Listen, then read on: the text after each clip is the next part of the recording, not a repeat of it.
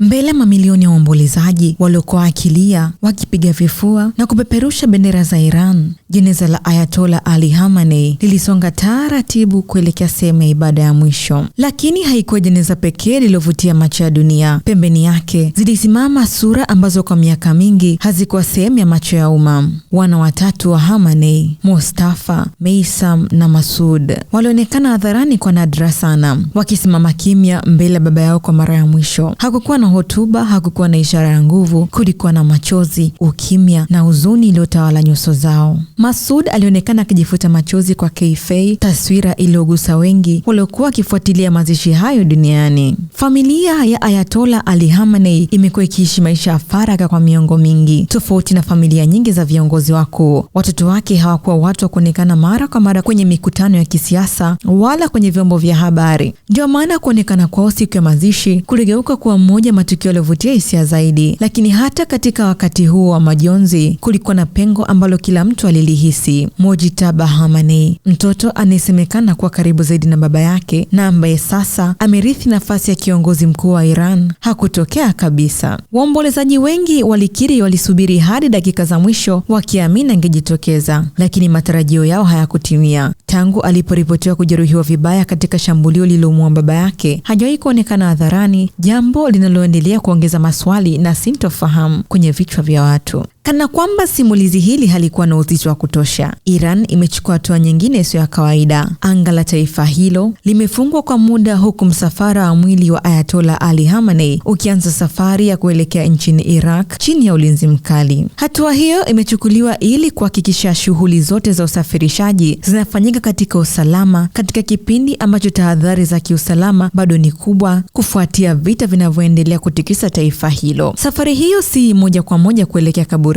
Ni safari ya heshima ambayo viongozi wa Iran wanaamini itabeba urithi wa kisiasa na kidini wa mtu aliyetawala taifa hilo kwa zaidi ya miongo mitatu.